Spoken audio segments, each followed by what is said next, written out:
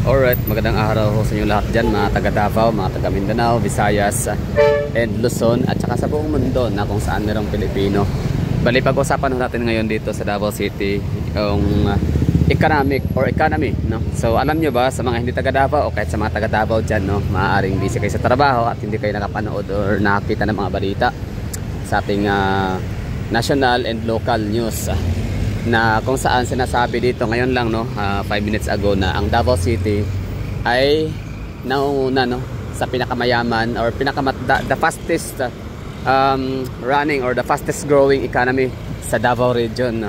So dito sa ang Davao region is ano siya, region 11 means Davao region consists of 5 provinces at pang-anim ang Davao City. So yes, Davao City. So parang ano siya, no, parang gano'n naman talaga kapag highly urbanized city, magiging kahiliran mo na yung provinces, no, in terms of economy and GDP. So dito sa Davao region, we have Davao Oriental, Davao de Oro, Davao del Norte, Davao Occidental, and Davao del Sur. So tama, no? So we have 5 provinces. So yun na nga, pang-anim yung city of Davao, a highly urbanized city na pinamunuan ng mga mahal ng mundo ng mga Duterte. Okay, so anong meron, no? So bakit kaya napag-usapan? Kasi di ba nga ay lagi nating na pagkwentuhan, na pag-usapan, topic natin dito sa ating channel yung separation of Davao City away from, separation of Davao City from Philippine government or Philippines, no? So kumbaga tatawagin na kaming Duterte country or Davao country or Davao Republic, People's Republic of Davao, gano'n, no? So whatever it is, basta hihiwalay ang Davao City sa Pilipinas. So ngayon may mga nag-comment naman kasi na mga habayan din natin ng mga Davaoenyo, no? Sabi nga nila, bakit daw Davao City lang, isama na daw ang Digo City kasi malapit lang din naman daw sa Davao City, isama na yung Tagum City, and so malapit lang naman daw ang Tagum City, Panabo City, bakit hindi pa isama sa Davao City, no, para maghiwalay? Well, ang sagot ko dyan, oo naman, sino ba naman ang ayaw na hindi kayo isama, no, sa pagbubukod ng Davao City sa Philippine government or sa Pilipinas. Kaso nga lang kasi, meron kasi kayong mga namumuno dyan, for example, sa Davao del Norte, diba? So si Lagdameo ang ano nyo dyan, ha? Sino ba ang mga tauhan? Hindi man si Lagdameo ngayon yata ang congressman, pero tiyak ako na may mga dyan, may mga leader, no, may mga officials sa Davao del Norte na tao ni PBBM at saka ni itong si Lagdameo, no, Anton Lagdameo. So sorry, hindi kayo pwede sumama. Alam niyo bakit? Kasi kaya kayong i-brainwash ng ng inyong congressman, ng inyong governor o kung sino man, no, ng inyong mayor, kung sino man yung mga leader ho ninyo dyan na tao ni Bongbong Marcos, Martin Romualdez, alyansa katropa nitong si Lagdameo nga. Okay, let's go to Davao Oriental. So bakit hindi isama yung Mati City, Davao Oriental? Bakit hindi isama sa paghihiwalay, no, sa Pilipinas? Kahit pag gusto nyo kasi yung mga Duterte, Mayo Almario kasi, at saka yung si Chino Almario, no? Parang nababasa ko yung pangalan nila lately, kahapon, dun sa issue ng mga illegal mining, no, sa may isang bandang Hamigitan, somewhere sa Davao Oriental. So very questionable ho sila. So ngayon kasi binoto ho kasi yun, no, nanalo sila bilang congressman sa inyong lugar. Chino Almario, sa mga di nakakaalam, isa ho yan sa pinaka aktibo at pinaka nanggigigil din sa mga Duterte family. Talagang nanggagalaiti sila sa mga Duterte. So there's something wrong, di ba? Bakit sila galit na galit sa mga Duterte? Di ba alam naman natin kapag galit sa Duterte, it's either, mamili ka lang, no? Pwedeng ikaw ay addict, pwedeng ikaw ay drogista, pwedeng ikaw ay nagtitinda ng mga illegal na mga pinagbabawal na mga droga, o maaring ikaw ay kurakot, no? Anak ka ng mga kurakot, politician, di ba? So maaring isa ka sa mga yon ng mga nabanggit ko at marami pang iba, no? So bakit sila galit na galit sa mga Duterte, itong mga Almario? So hindi ko alam. So hindi kayo pwede sumama sa Davao City pag magkaroon ng secession or magkaroon ng ng paghihiwalay, no, sa Pilipinas. Okay, so let's go to Davao de Oro.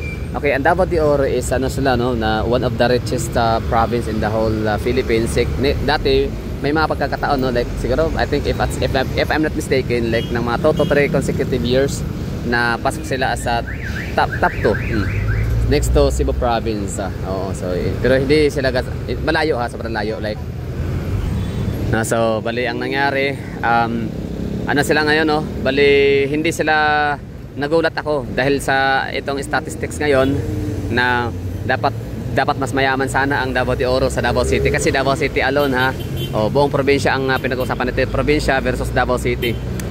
So, itong mga taga Davao de Oro, di ko alam kung sino yung basta si Samura kung nananalo pa ba siya. Isa siya sa pumirma sa impeachment case ni VP Sara Duterte, and at the same time isa siya sa mga ayaw talaga sa mga Duterte. So, anong problema, no? So, di natin alam, baka nangurakot din siya, di ba? Baka meron din siya mga flood control project diyan na maraki ang kickback, no? Hindi natin alam, baka marami siyang mga ginagawang gano'n, no? Bakit siya galit na galit sa mga Duterte? Baka meron siyang pinatatakpan. Kumbaga baka ka-line up niya, kahiliran niya, kaori niya, no? Ito sila Romualdez, Saldico, di ba? Na sila Joel Chua na kung saan sobrang galit na galit kay Sara Duterte. Ayaw talaga nilang bigyan ng ayaw nila na maging presidente ito sa 2028. Kaya ngayon pa lang talagang iipitin nila. Pinagtutulungan nila si Sara Duterte. So yun po yun ha. So lahat ng mga lugar na merong kayong congressman, Davao del Sur, Digos, di ba? So si Cagas pumirma din sa impeachment case ni VP Sara Duterte. So hindi kayo pwedeng sumama sa Davao City hindi pwede isama ang iyong lugar, probinsya para maghiwalay sa Pilipinas. So okay na kami sa Davao City. Na kami na lang dito muna. So yun po yung secession ng Davao City, kung mangyari man yun, kung matuloy man, kung if ever lang ba ako yung masusunod na akong kapangyarihan na yun na nga, Jenny in the battle, humingi ka ng isang kahilingan. Sige, hihinga ko ng para sa politics, no? Bago sa politics, sige, gusto ko humulay ang Davao City, sa Pilipinas. At syempre, ang magiging pangulo namin, kahit sino, basta Duterte. Kasi ang mga taga Davao City, nagkakaisa kami dito. So, kita nyo, walang nanalo kahit si Amy Marcos, tsaka si Villar, hindi na nanalo yun sa top 12 na senatorial candidate dito. Kasi nga, pag sinabi ng Duterte, pag sinabi ng mga taga Davao na ayaw namin dyan, ayaw talaga namin dyan.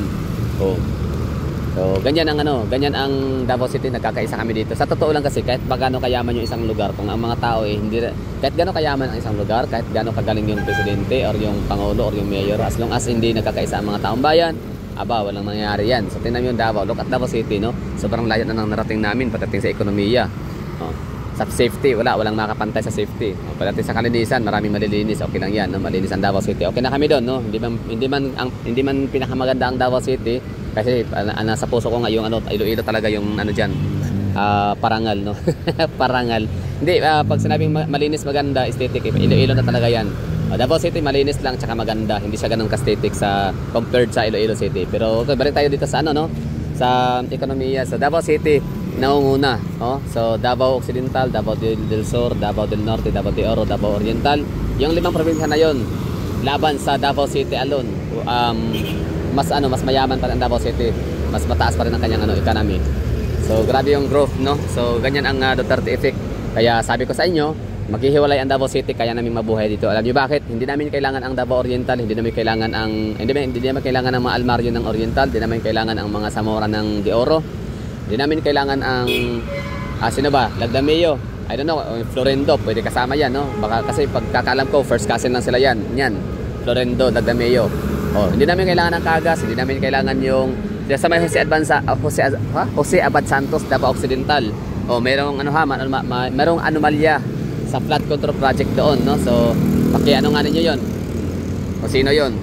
Ano ba 'yon? Mayor, governor o inyong congressman, no? So, sino may-ari nung nung flood control project na 'yon? Kawatan yung yung nakikipagsabuatan sa kontraktor, DPWH saka yung congressman ko. Sino man, pero sure na yung QM yata 'yon, QM Builders, sino may-ari ng QM Builders. Anyway, so 'yun lang so hihiwalay ang Davao City sa Pilipinas. So hindi kasama ang Davao Oriental, Davao de Oro, Davao del Norte, Davao Occidental, Davao del Sur. Bakit? Kasi nga mga tao diyan bumoboto pa rin sa nabe-brainwash kayo. Bumoboto kayo ng mga tiwali, bumoboto kayo ng mga walang kwentang congressman, mayor, governor o kung sino pa man na inyong mga binotong walang magandang ginawa. Tingnan niyo sa Duhali, yung sa may Tuganay Bridge, grabe, daming daming gawa ng trabaho, di naman ganun ka, akala mo talaga pang pang world class na tulay. Ilang taon bago natapos, kalit-lit lang, mas maunahan pa yata kayo matapos sa Davao Samal Bridge. Anyway, so yan lang so kung gusto nyo talagang tumira sa isang bansa ng pangulo ay mga Duterte, lipat ka ng Davao City.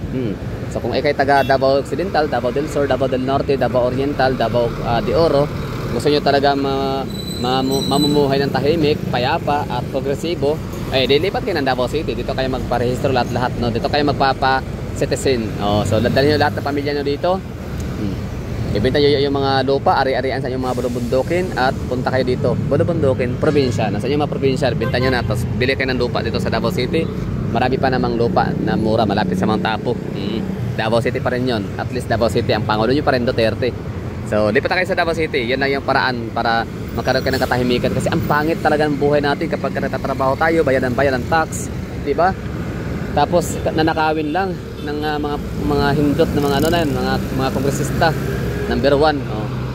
So pag nagkataon na hihiwalay ang Davao City sa Pilipinas, hindi na ang tatawag magiging Reyna, King, Monarchy, ang Davao City. King and Queen. Meron kami dito. So syempre gawin namin King sino, si Baste, pwede ang Queen si Sara Duterte. Whatever it is, basta Duterte, Davao City. Hihiwalay na kami dito. Ang yaman ng Davao City.